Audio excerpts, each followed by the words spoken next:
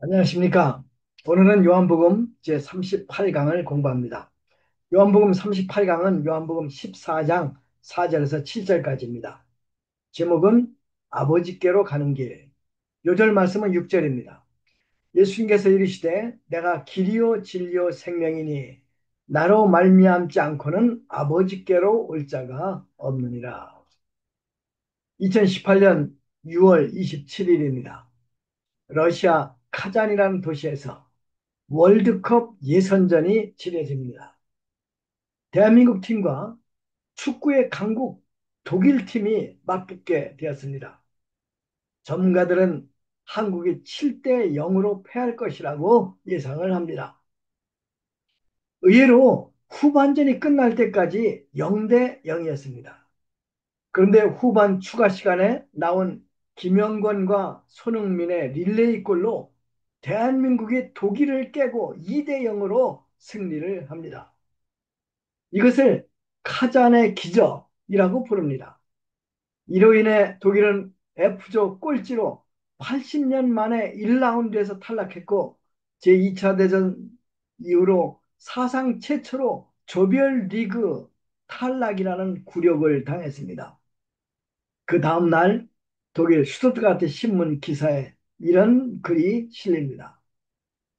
현대 사회에서는 더 이상 확실한 것이 없습니다. 교황도 사임할 수 있고 트럼프 같은 사람이 미국 대통령이 될 수도 있고 독일이 월드컵 첫 경기에 질 수도 있습니다. 세상에 확실한 보장이 없습니다. 세상에는 영원한 것도 없습니다. 욥은 이렇게 말을 하죠. 욥기 14장 1절 2절 여인에게서 태어난 사람은 생애가 짧고 걱정이 가득하며 그는 꽃과 같이 자라나서 시들며 그림자같이 지나가며 머물지 아니합니다. 그래서 사람들은 영원한 나라, 천국을 갈망하는지도 모르겠습니다. 그러면 영원한 나라, 천국이 실제로 존재하는 장소일까요? 성경은 천국은 정말 실제로 존재하는 장소라고 말을 하고 있습니다. 그렇습니다. 죽음도 없고 전쟁도 없고 눈물도 없는 영원한 나라, 천국이 있습니다. 주님은 이 천국을 아버지 집이라고 부르십니다. 그러면 우리가 어떻게 아버지 집, 거기에 갈 수 있을까요? 이것이 바로 오늘 제 설교의 주제입니다. 1파트 아버지 집으로 가는 길. 예수님께서 제자들에게 아버지의 집, 곧 천국 소망을 가르치십니다. 그리고 이렇게 말씀을 하십니다. 내가 어디로 가는지 그 길을 너희는 아느니라. 이는 예수님께서 자신이 어디로 어떻게 갈 것인지 자주 말씀하셨기 때문입니다. 예수님은 아버지께로 오셨습니다. 그리고 아버지께로 돌아가십니다. 아버지께로 돌아가는 그 길은 영광스러운 길이 아니라 십자가에서 죽는 죽음을 통해서 가는 길입니다. 예수님께서는 제자들에게 자신의 죽음을 거듭해서 가르치십니다. 바로 몇 시간 전 유월절 만찬에서도 주님은 성만찬을 통해서 제자들에게 주님의 십자가의 죽음과 그 의미를 아주 생생하게 가르치셨습니다.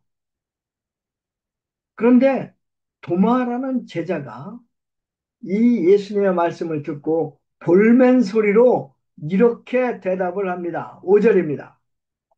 주여, 주께서 어디로 가시는지 우리가 알지 못하거늘 그 길을 어찌 알겠사옵나이까? 도마가 왜 이렇게 말을 했을까요? 도마가 정말 주님이 아버지께로부터 왔고 아버지께로 돌아갈 것을 몰라서 이렇게 말을 했을까요? 제 생각에는 아닙니다. 그는 틀림없이 알았을 것입니다. 예수님이 얼마나 반복해서 그것을 말씀하셨습니까? 다만 그가 이해할 수 없었던 아니면 이해하고 싶지 않았던 것은 예수님이 십자가의 죽음을 통해서 아버지께로 가야 한다는 사실이었습니다. 우리는 제자 도마의 마음을 잘 이해할 수 있습니다. 죄 없으신 예수님께서 왜 죽으셔야 할까요? 죽은 자를 살리신 예수님께서 어떻게 죽임을 당할 수 있을까요? 또 그들이 사랑하는 예수님이 실제로 죽는다면 제자들은 또 이스라엘은 어떻게 될까요? 도마의 마음은 혼란스러웠어요. 도마의 마음은 슬펐어요. 또 화가 치밀었어요. 그래서 그는 볼멘 소리로 이렇게 대답을 하는 것입니다. 주여, 주께서 어디로 가시는지 우리가 알지 못하거늘 그 길을 어찌 알겠사옵니까?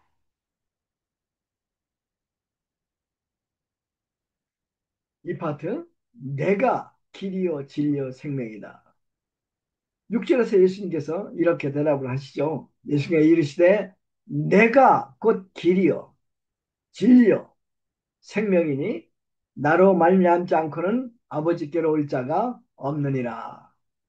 예수님께서 내가 길이다 말씀하십니다. 대답치고는 정말 이상한 대답이죠. 만일 우리가 누구에게 길을 물었을 때 이제 어디 어디로 가십시오 이렇게 가르쳐 주지 내가 길이다 이렇게 말하는 사람 아무도 없어요. 근데 예수님께서는 내가 길이다 이렇게 말씀하시는 거예요. 무슨 뜻일까요?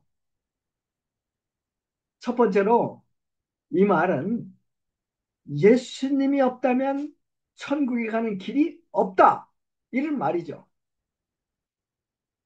누군가 나에게 길을 잘 설명해 주었다면 그는 사라져도 괜찮아요. 왜냐하면 그가 사라지는 것과 함께 길이 사라지는 것은 아니지 않습니까? 요즘은 내비가 길을 얼마나 잘 안내합니까? 그런데 내비가 고장이 난다 해도 우리는 목적지에 도달할 수 있습니다. 그런데 만일 길 자체가 사라진다면 우리는 목적지에 도달할 방법이 전혀 없습니다. 예수님, 하나님께로 가는, 아버지께로 가는 길입니다. 만일 예수님을 부인한다면 아버지께로 가는 길 자체가 없어지게 됩니다. 천국 가는 유일한 길인 예수님을 거절하면 천국에 갈 수 있는 기회가 없어집니다. 천국으로 갈 수 없는 사람들 어디로 갑니까? 지옥으로 갑니다. 예수님께서는 우리가 천국에 갈 수 있는 길이 되셨다고 말씀하십니다. 우리가 예수님을 통해 언젠가 천국에 도착한다면 우리는 정말 특별한 대접을 받을 것입니다. 얼마 전 푸틴 대통령과 김정은 위원장이 중국을 방문하지 않습니까? 그들은 레드캅, 그들을 위해서 레드카펫이 펼쳐졌습니다. 그 둘은 미소를 지으면서 레드카펫을 걸어 나옵니다. 많은 사람들이 환호하며 맞이합니다. 꽃다발이 주어집니다. 그리고 화려한, 정말 화려한 의장대 사열을 받습니다. 국빈 만찬에도 초대되어서 최고의 음식으로 대접을 받습니다. 우리가 예수님을 통해 하나님 아버지 집에 도착한다면, 이건 제 생각이에요. 천사들의 의장대 사열이 펼쳐지고, 하나님과 많은 천사들이 우리를 환영하며 영접할 것이 틀림없습니다. 큰 잔치가 벌어집니다. 우리의 각자 머리에는 의의 멸관이 쓰여질 것입니다. 우리가 왜 이렇게 엄청난 환영을 받을까요? 우리가 엄청난 일을 해서 할까요? 아닙니다. 우리가 독생자 예수님을 통해서 아버지께로 가기 때문에 이처럼 우리가 환영을 받는 것입니다.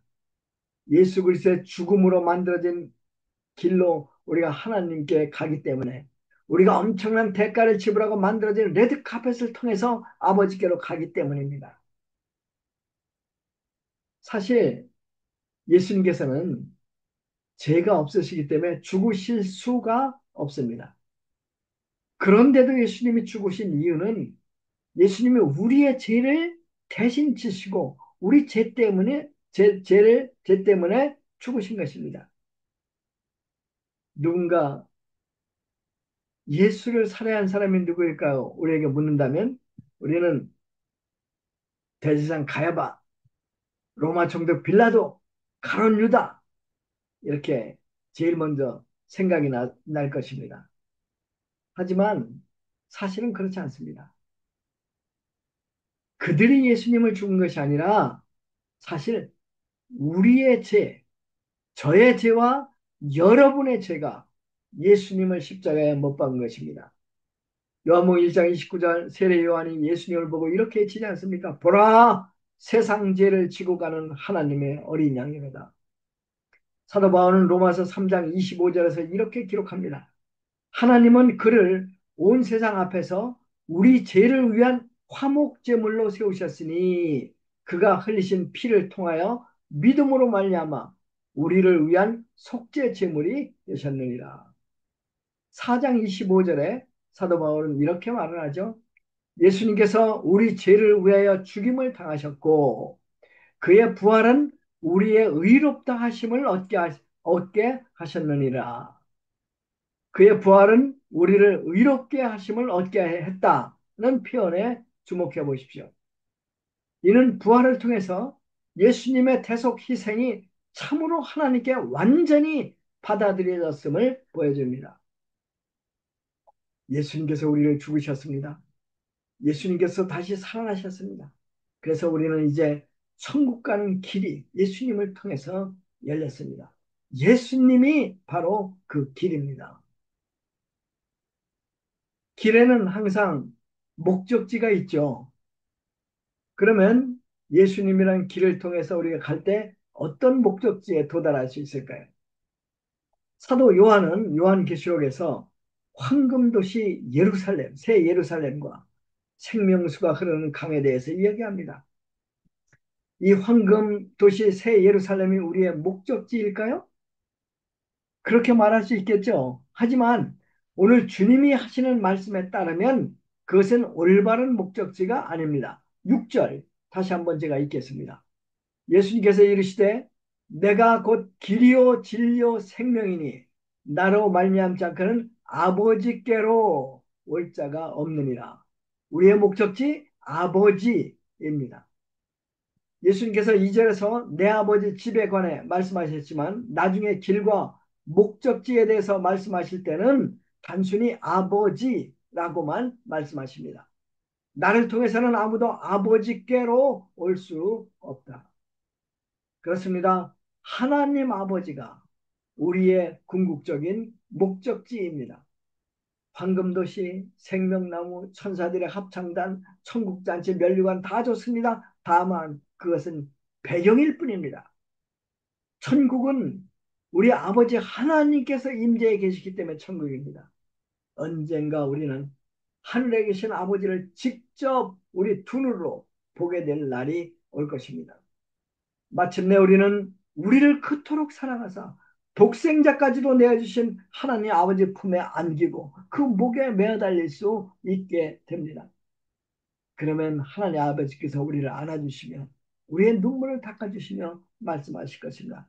내 아들 누구누구야, 내 딸 누구누구야, 수고 많이 했다. 내 집 곧 내 집에서 영원히 편히 쉬도록 해라.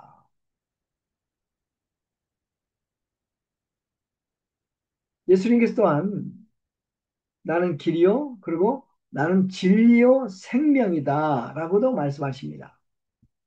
자, 예수님께서 어떤 면에서 진리며 생명일까요? 여러분, 진리 하면 옳고 그른 것이 아니라 성경에서 진리 얘기하면 영원 불변한 하나님을 말합니다. 하나님이 진리셔요. 왜냐하면 하나님만이 영원하시기 때문이죠. 하나님 말씀 또한 진리입니다. 왜 그럴까요? 왜냐하면 천지는 없어져도 하나님의 말씀은 없어지지 않기 때문입니다. 예수님께서 진리신 이유는 예수님은 말씀이 육신이 되신 하나님이시기 때문입니다. 또 예수님이 진리신 이유는 예수님께서 하나님을 우리에게 계시해 주시기 때문입니다. 7절 읽어보겠습니다.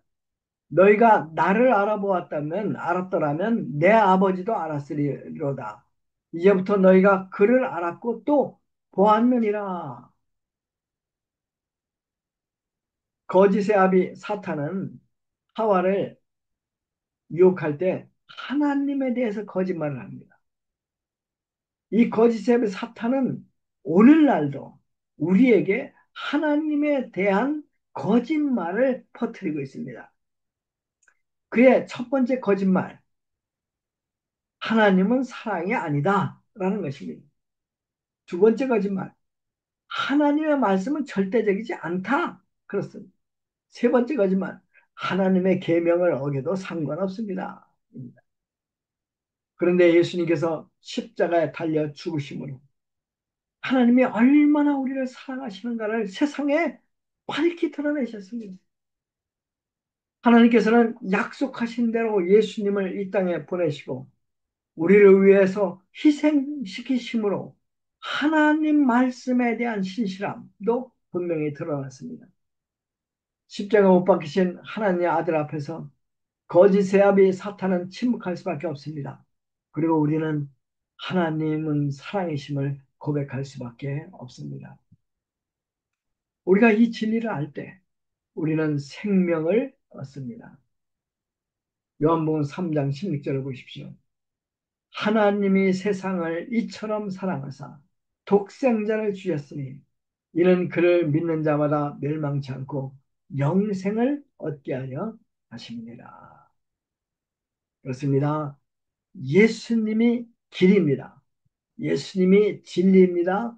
예수님이 생명이십니다. 아멘. 기도하겠습니다.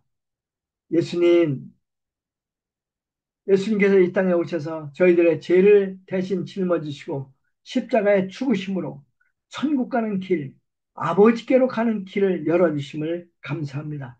저희들이 예수님을 주님을 믿음으로 말미암아 이제 구원받고 언젠가 아버지 집에서 영원히 살 것을 믿습니다. 주님, 저희들이 거짓이 판치는 이 세상에서 정말 하나님에 대한 진리, 하나님의 사랑, 구원의 복음을 증거하며 살 수 있도록 은혜 허락하여 주십시오. 감사합니다. 예수님의 이름으로 기도했습니다. 아멘.